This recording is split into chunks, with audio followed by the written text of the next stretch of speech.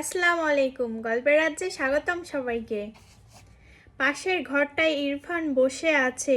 আগে এই ঘরে বেলি থাকতো।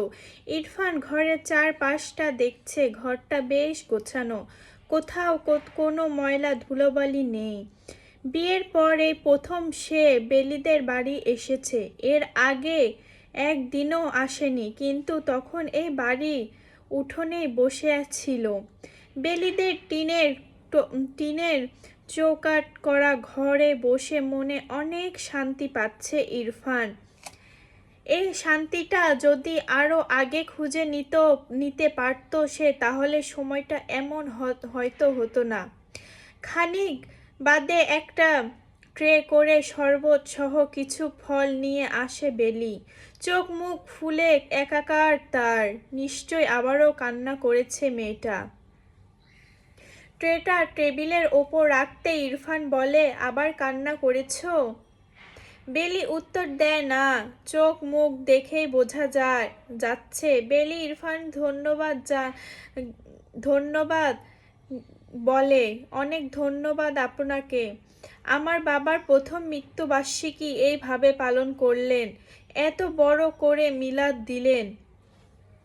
তুমি কি আমার সাথে ফাজলামি করছো নাকি? বেলি ফর্মালিটি দিয়ে আর এগোয়নি। শান্ত গলায় বলে, মা নাস্তা পাঠিয়েছে আপনার জন্য। তুমি খাবে না? না। ও, তুমি তো আবার খাও না। তোমার না খেলেও চলে। বেলি চলে যেতে চাইলো। দরজার ওদিকে এগিয়ে গিয়ে আশেপাশে কেউ আছে কিনা সেটা চেক করে আবারও ইরফানের কাছে ফিরে আসে।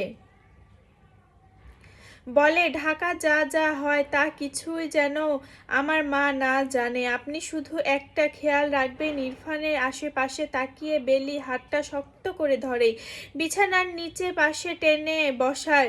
আচমকা ইরফানের এত কাছে চলে আসা ভাবেওনি সে। ইরফান বেলির কানে কাছে নিজের মুখ এনে বলল, কেউ জানবে না। আর যদিও বা জানে, তবে তোমার চোখে আমি খারাপ হব। আমার অন্যায়ের তো শেষ নেই। আমার কিছুই হবে না, হলে আমার হবে। বেলি কম্পিত কণ্ঠে জোড়ায় নজর পড়ে ইরফানের দিকে। তার খুব ইচ্ছা করছিল বেলির ঠোঁট জোড়া ছুঁয়ে দিতে। বেলি মায়াবী চোখ জোড়া বেয়ে পানি গড়িয়ে পড়ছে। ইরফান নিজের হাতে সেই পানি মুছে দিয়ে আরো কাছে চলে আসে। শেষমেশ সাহস দেখিয়ে বেলিকে জড়িয়ে ধরে। বেলিও জোরাজুরি করেনি, কারণ সে জানে এখন জোরাজুরি করলে ইরফান তাকে ছাড়বে না। ইরফান শরীরে থাকা করা একটা ঘ্রাণ বেলির নাকে লাগে। বড্ড বেশি মাতাল মাতাল লাগছিল তার। ইরফান বহুডোরে মিনিট দুয়েক এইভাবেই ছিল বেলির। বেলি নাড়াচাড়া ইরফানের জানা দিচ্ছে এবার তাকে ছাড়তে হবে। ইরফান নিজে থেকে বেলিকে আগলা করে দেয়। বেলি তখনও সেই বসে আছে, নাক টেনে চোখের পানি মুছে সে বলে, এত যে মায়া বাড়াচ্ছেন, পরে অনেক কষ্ট হবে। আর কেউ না জানুক, আমি আর আপনি তো জানি আমাদের সম্পর্কটা কেমন পরিস্থিতিতে আছে। আমি আর আপনি তো শুধু না, আমাদের মধ্যে তো আরেকজনও আছে, যাকে আপনি নিয়ে এসেছেন। আর কাছে তো আপনাকে ফিরতে হবে। তখন আমার কি হবে? আমি তো আপনাকে ছাড়া থাকতে পারবো না। বেলি দ্রুত ঘর ত্যাগ করে। ইরফানকে কিছু বলার সুযোগ দেয়নি সে। বেলি কথাগুলি মিথ্যা বলেনি। সে যা করেছে তারপর সেখানে থেকে বের হয়ে আসাটা এত সহজ হবে না। অনেকক্ষণ পর ফোনটা বেজে ওঠে ইরফানের। প্রথম কয়েকবার সে ইচ্ছা করেই ফোনটা রিসিভ করেনি। ফোনে রিসিভ না করায় রুবি ফোন দিয়েই চলে যাচ্ছে, বারবার ফোন দিচ্ছে, তাই বাধ্য হয়ে ফোন কানে নেয় ইরফান।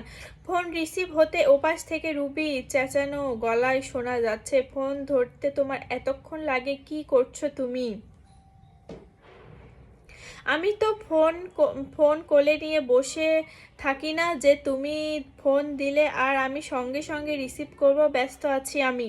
এই ব্যস্ততা কাকে নিয়ে? তোমার আরেক বউকে নিয়ে বুঝি? আমার আরও অনেক ব্যস্ততা থাকতে পারে না, তাই না? তোমার ব্যস্ততা খবর নিয়ে আমার লাভ নেই, কাল শুক্রবার আমাকে এসে নিয়ে যাবে।